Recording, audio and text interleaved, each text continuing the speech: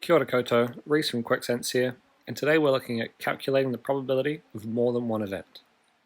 Now, in this survey, people have been asked about their fruit preferences, and the question is asking if a respondent is chosen at random, what is the probability that their favorite fruit is pear or apple?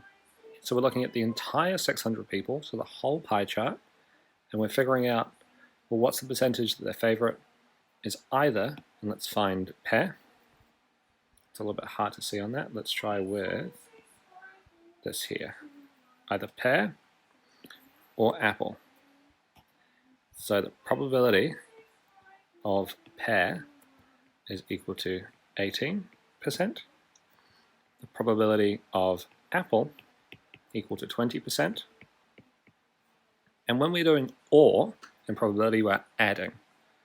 So that's going to be probability of A plus probability of apple equal to 18% plus 20%, which is equal to 38%.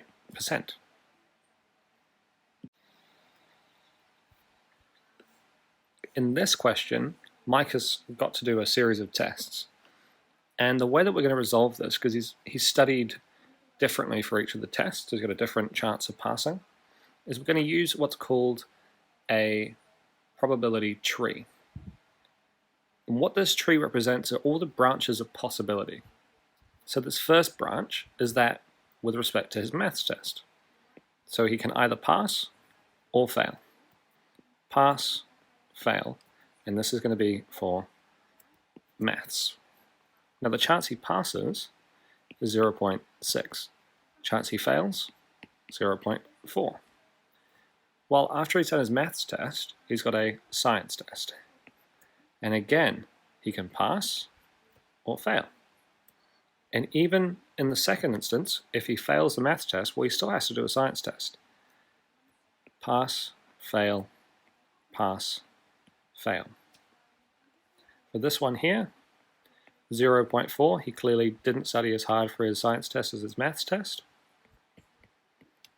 And 0.6. Finally, we have geography.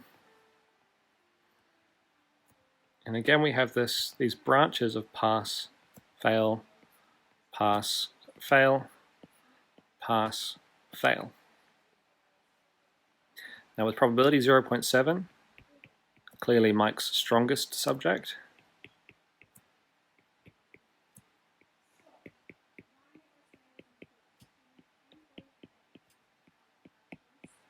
And what the question's asking is the probability that Mike passes at least one and fails at least one other. So essentially, if we were to go through this entire tree and we can go through and find the branches that fit this rule. So pass, pass, fail, he passes at least one and fails at least one.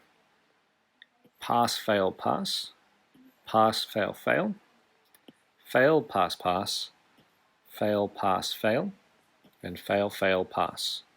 You'll notice that pass, pass, pass, and fail, fail, fail, fail, surprisingly, to meet the requirement or what this question's asking. So what we can actually do, rather than figuring out all of the yellow pathways, is just look at the green pathways and look for the complement. That is the probability that it is not pass, pass, pass, or fail, fail, fail. The not there means, or the dash there means not.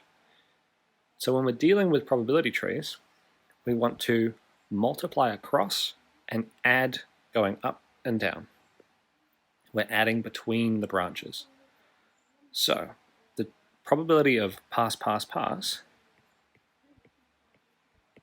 is equal to 0.6 passing maths times 0.4 passing science times 0.7 passing geography, which is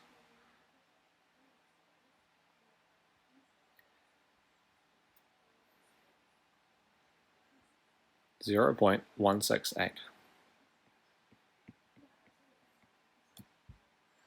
The chance that Mike fails,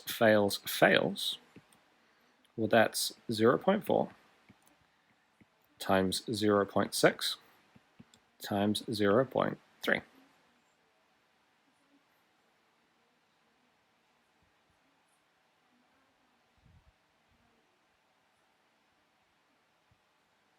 .072.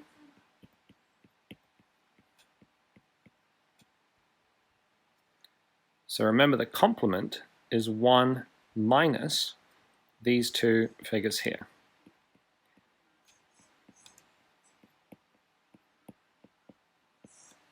And just to avoid making a mistake, I'm going to swing this right across to the other side. So let's copy this one, add it to 0.168, 0.24, copy 1 minus paste equal to 0.76 or 76%.